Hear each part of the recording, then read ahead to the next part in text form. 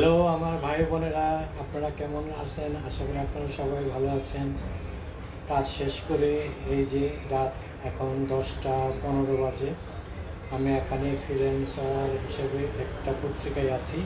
বাংলাদেশেও সাংবাদিকতা করেছিলাম, এখানেও সাংবাদিক হিসেবে ফ্রিল্যান্সার হিসেবে আছি।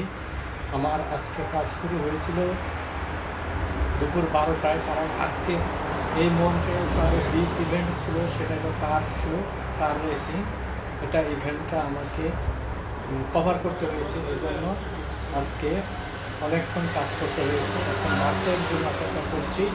আমি অ্যাপস দেখে আসলাম, একটা অ্যাপস দেখাচ্ছে 6 মিনিট আর একটা দেখাচ্ছে 18 মিনিট। আমার মনে হয় 18 মিনিট পরেই বাস আসবে।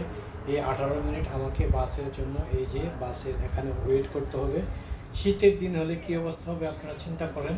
যখন -30 ডিগ্রি চলে যাবে তখন এখানে 18 মিনিট কি বসে থাকা সম্ভব? এ হলো কানাডার জীবন। তবে কানাডা আমাকে অনেক টানে এবং কানাডা আমার একটা প্রিয় জায়গা। কানাডায় আছি, অনেক ভালো আছি। বাংলাদেশের চুর ছেচ্চর এবং ডাকাতদের থেকে দূরে আছি, এটাই আমার কাছে সবচেয়ে বড় পাওনা। সবাইকে অসংখ্য ধন্যবাদ।